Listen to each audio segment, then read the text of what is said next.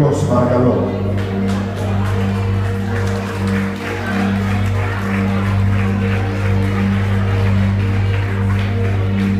Ξέρεις τι έλεγα?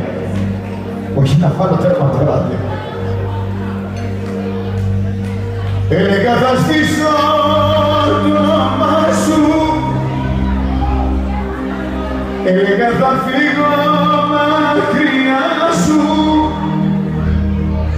τίποτα δεν έγινε από αυτά, τίποτα δεν έγινε από αυτά.